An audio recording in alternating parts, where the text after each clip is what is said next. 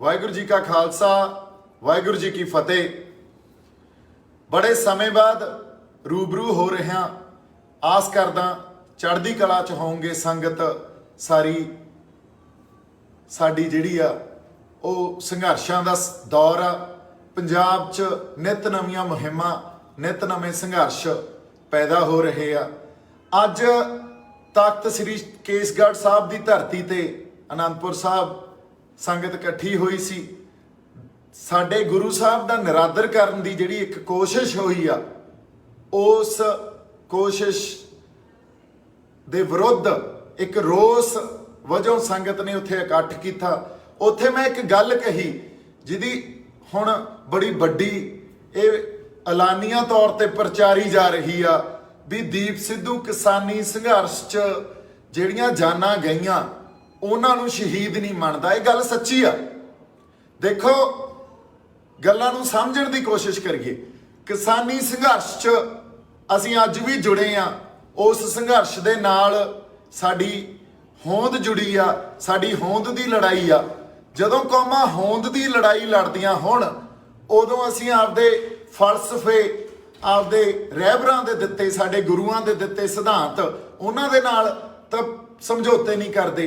ਅਸੀਂ ਸ਼ਹਾਦਤ ਦੇ ਅਰਥਾਂ ਨੂੰ, ਜਿਹੜੀ ਉਹਦੀ ਪਾਕੀਜ਼ਗੀ ਆ, ਉਹਦੀ ਪਵਿੱਤਰਤਾ, ਸਾਨੂੰ ਇਹ ਪਤਾ ਸ਼ਹੀਦ ਕੌਣ ਹੁੰਦਾ।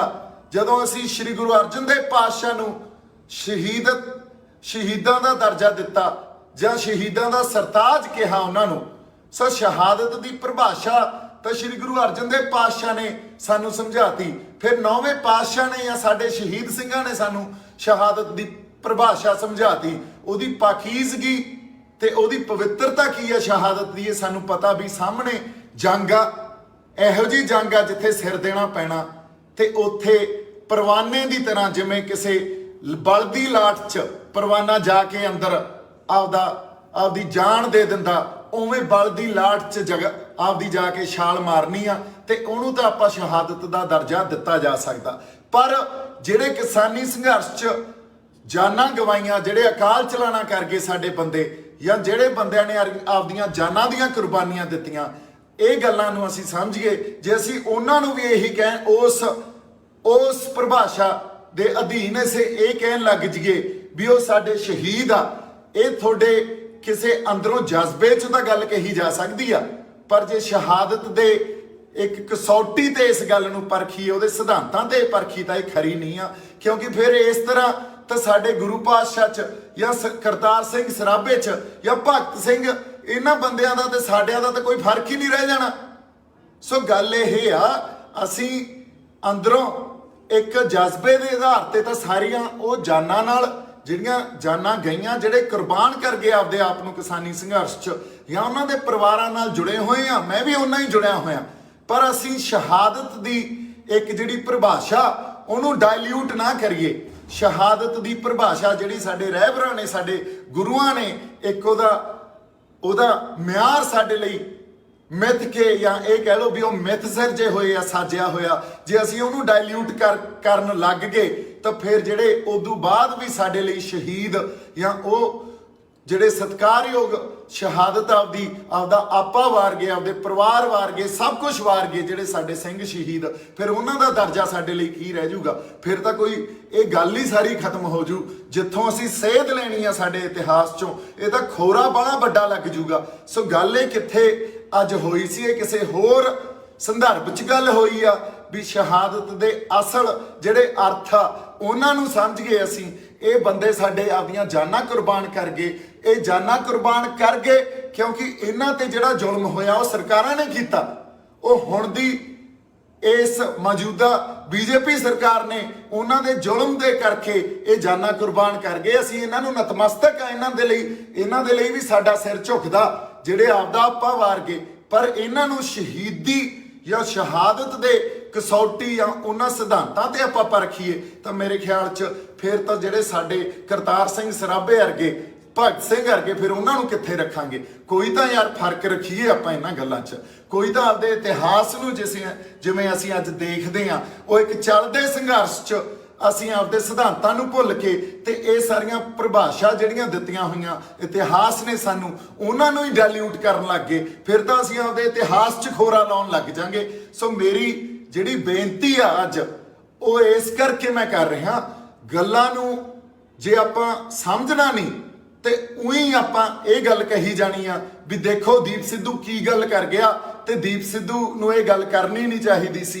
ਜੇ ਤੁਸੀਂ ਸਮਝਣਾ ਚਾਹੁੰਦੇ ਹੀ ਨਹੀਂ ਉਹਦਾ ਵੱਖਰੀ ਗੱਲ ਆ, ਤੇ ਜਿਹੜੇ ਇਹ ਗੱਲ ਚਾਹੁੰਦੇ ਆ ਜਾਂ ਇਹ ਗੱਲ ਕਰ ਰਹੇ ਆ ਵੀ ਬਾਈ ਤੂੰ ਪੰਜਾਬ ਲਈ ਲੜ ਯਾਰ, ਸੱਚ ਲਈ ਲੜਾਈ ਲੜ, ਫਿਰ ਸੱਚ ਦੀ ਲੜਾਈ ਤਾਂ ਲਕੀਰ ਖਿੱਚ ਕੇ ਲੜਨੀ ਪੈਂਦੀ ਹੁੰਦੀ ਆ। ਇਹ ਵੀ ਕਹਿ ਰਹੇ ਹੋ ਵੀ ਕਾਜ਼ੀ ਵੀ ਬਣ ਜਾ ਤੇ ਬਾਂਗ ਵੀ ਨਾ ਦੇ, ਇਹ ਤਾਂ ਨਹੀਂ ਗੱਲ ਹੋ ਸਕਦੀ ਨਾ। ਜਾਂ ਤਾਂ ਫਿਰ ਕਾਜ਼ੀ ਬਣ ਕੇ ਬਾਂਗ ਦੇਣੀ ਪਊਗੀ, ਫਿਰ ਤਾਂ ਸੱਚ ਬੋਲਣਾ ਪਊ। ਤੇ ਜੇ ਸੱਚ ਬੋਲਦੇ ਆ ਉਹ ਚੁੱਭਦਾ ਇੰਨਾ ਤੁਹਾਨੂੰ ਬਹੁਤ ਲੋਕਾਂ ਨੂੰ ਵੀ ਉਹ ਹੋਰ ਹੀ ਪਾਸੇ ਗੱਲ ਨੂੰ ਲੈ ਕੇ ਤੇ ਉਹਦੇ ਤੇ ਕੋਈ ਵਿਰੋਧ ਸ਼ੁਰੂ ਕਰ ਦਿੰਦੇ ਆ। ਦੇਖੋ ਮੇਰਾ ਤਾਂ ਬਹੁਤ ਵਿਰੋਧ ਹੋ ਗਿਆ, ਇਹਨਾਂ ਵਿਰੋਧਾਂ ਨਾਲ ਮੈਨੂੰ ਕੋਈ ਫਰਕ ਨਹੀਂ ਪੈਂਦਾ। ਹਰ ਵਿਰੋਧ ਮੈਨੂੰ ਹੋਰ ਤਾਕਤ ਦਿੰਦਾ ਤੇ ਉਸ ਤਾਕਤ ਦੇ ਨਾਲ ਅਕਾਲ ਪੁਰਖ ਵਾਹਿਗੁਰੂ ਨੂੰ ਨਤਮਸਤਕ ਹੋ ਕੇ ਮੈਂ ਫੇਰ ਆਪਦੇ ਰਾਹ ਤੇ ਤੁਰ ਪੈਣਾ। ਪਰ ਮੈਂ ਇਸ ਗੱਲ ਨੂੰ ਇਸ ਲਈ ਇਸ ਖਾਤਰ ਸੰਗਤ ਸਾਹਮਣੇ ਦੁਬਾਰਾ ਲੈ ਕੇ ਆਇਆ, ਸ਼ਹਾਦਤ ਦੇ ਅਰਥ, ਸ਼ਹੀਦੀ ਦੀ ਪਰਿਭਾਸ਼ਾ ਸਾਡੇ ਰਹਿਬਰਾਂ ਨੇ ਤੇ ਸਾਡੇ ਸਿੰਘ ਸ਼ਹੀਦਾਂ ਨੇ ਸਾਨੂੰ ਦਿੱਤੀ ਆ। ਉਹਨੂੰ ਅਸੀਂ ਖੋਰਾ ਨਾ ਲਾਈਏ, ਉਹਨੂੰ ਡਾਇਲਿਊਟ ਨਾ ਕਰੀਏ, ਉਹਦੇ ਅਰਥਾਂ ਨੂੰ ਸਮਝੀਏ। ਠੀਕ ਆ, ਜਿਹੜੀਆਂ ਜਾਨਾਂ ਗਈਆਂ ਉਹਨਾਂ ਨੂੰ ਵੀ ਅਸੀਂ ਸਜਦਾ ਕਰਦੇ ਆ, ਉਹ ਆਪਦੀਆਂ ਜਾਨਾਂ ਕੁਰਬਾਨ ਕਰ ਗਏ। ਫਿਰ ਤਾਂ ਹਰ ਸਰਹੱਦ ਤੇ ਜਿਹੜੀ ਜਾਨ ਜਾਂਦੀ ਆ ਉਹ ਵੀ ਸ਼ਹੀਦੀ, ਆਪਾਂ ਉਹਨੂੰ ਵੀ ਸ਼ਹੀਦੀ ਮੰਨੀ ਜਾਂਦੇ ਆ। ਇੱਕ ਨੇਸ਼ਨ ਸਟੇਟ ਤਾਂ ਉਹਨੂੰ ਸ਼ਹੀਦੀ ਮੰਨਦੀ ਆ, ਅਸੀਂ ਵੀ ਮੰਨੀ ਜਾਂਦੇ ਆ। ਫਿਰ ਤਾਂ ਪਤਾ ਨਹੀਂ ਇੱਥੋਂ ਬੱਸ ਭਰ ਕੇ ਆਪਾਂ ਤੁਰ ਜਾਂਦੇ ਆ ਕਿਸੇ ਪਾਸੇ ਨੂੰ, ਰੱਬ ਨਾ ਕਰੇ ਰਾਹ 'ਚ ਕਿਸੇ ਦਾ ਐਕਸੀਡੈਂਟ ਹੋ ਗਿਆ, ਉਹਨਾਂ ਨੂੰ ਵੀ ਸ਼ਹੀਦ ਮੰਨੀ ਜਾਂਦੇ ਆ। ਫਿਰ ਯਾਰ ਗੱਲ ਖੜੂ ਕਿੱਥੇ ਜਾ ਕੇ? ਸੋ ਇਸ ਕਰਕੇ ਜਿਹੜੇ ਇਤਿਹਾਸ ਨੇ ਸਾਨੂੰ ਸੇਧ ਦੇਣੀ ਆ, ਜਿਸ ਇਤਿਹਾਸ ਤੋਂ ਅਸੀਂ ਆਪਦੀ ਕੋਈ ਪ੍ਰੇਰਨਾ ਲੈਣੀ ਆ, ਉਹ ਸਿਧਾਂਤਾਂ ਤੋਂ ਅਸੀਂ ਪ੍ਰੇਰਨਾ ਲੈਣੀ ਆ, ਉਹਨਾਂ ਸਿਧਾਂਤਾਂ ਨੂੰ ਅੱਗੇ ਰੱਖ ਕੇ ਲੜਾਈਆਂ ਲੜਨੀਆਂ। ਜੇ ਅਸੀਂ ਉਹਨਾਂ ਨੂੰ ਹੀ ਖੋਰਾ ਲਾਉਣ ਲੱਗ ਗਏ ਫਿਰ ਤਾਂ ਬਾਈ ਜੀ ਗੱਲ ਹੀ ਨਹੀਂ ਖੜਨੀ ਕਿਤੇ।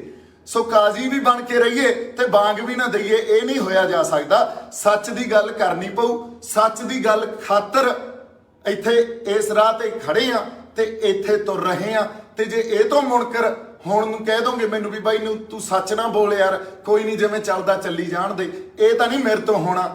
ਇੰਨੀਆਂ ਕੁ ਗੱਲਾਂ ਅੱਜ ਤੁਹਾਡੇ ਨਾਲ ਰੂਬਰੂ ਹੋ ਕੇ ਕਰਨੀਆਂ ਸੀ। ਮੇਰੇ ਵੱਲੋਂ ਬਹੁਤ ਸਾਰਾ ਪਿਆਰ ਤੇ ਸਤਿਕਾਰ। ਜਿਉਂਦੇ ਵਸਦੇ ਰਹੋ ਹਮੇਸ਼ਾ।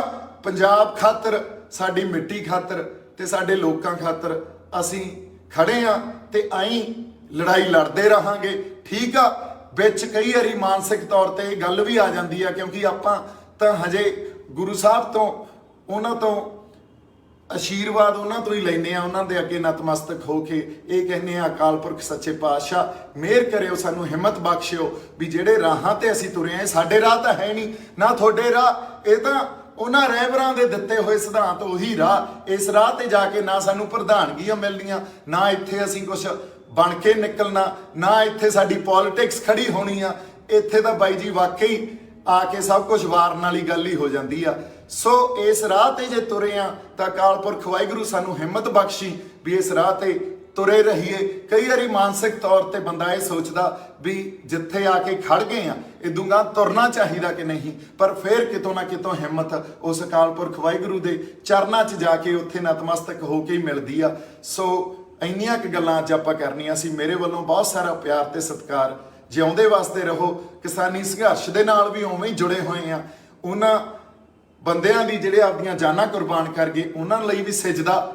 ਤੇ ਸਾਡੀਆਂ ਸਾਰੀਆਂ ਸੰਗਤਾਂ ਨੂੰ ਇੱਕ ਬੇਨਤੀ ਆ ਵੀ ਐਵੇਂ ਹੀ ਗੱਲਾਂ 'ਚ ਆ ਕੇ, ਗੱਲਾਂ ਨੂੰ ਜਾਂਚੇ ਪਰਖੇ ਬਿਨਾ ਜੇ ਆਪਾਂ ਇੱਕ ਦੂਜੇ ਦੀਆਂ ਲੱਤਾਂ ਹੀ ਖਿੱਚਣੀਆਂ ਤਾਂ ਫੇਰ ਮੈਨੂੰ ਲੱਗਦਾ ਸਾਡਾ ਰਾਹ ਹਜੇ ਬਹੁਤ ਦੂਰ ਆ। ਤੇ ਜੇ ਅਸੀਂ ਹਜੇ ਵੀ ਸਿਰ ਜੋੜ ਕੇ ਬੈਠਾਂਗੇ, ਸਿਰ ਜੋੜ ਕੇ ਬੈਠ ਕੇ ਗੱਲਾਂ ਨੂੰ ਵਿਚਾਰਾਂਗੇ ਤੇ ਉਹਦੇ ਤੇ ਗਾਂ ਫਿਰ ਕੋਈ ਮਸਲਿਆਂ ਨੂੰ ਸਮਝ ਕੇ ਕਿਸੇ ਹੱਲ ਵੱਲ ਤੁਰਾਂਗੇ, ਫਿਰ ਸਾਨੂੰ ਹੱਲ ਵੀ ਮਿਲ ਜਾਣੇ ਆ। ਮੇਰੇ ਵੱਲੋਂ ਬਹੁਤ ਸਾਰਾ ਪਿਆਰ ਸਤਿਕਾਰ। ਵਾਹਿਗੁਰੂ ਜੀ ਕਾ ਖਾਲਸਾ, ਵਾਹਿਗੁਰੂ ਜੀ ਕੀ ਫਤਿਹ।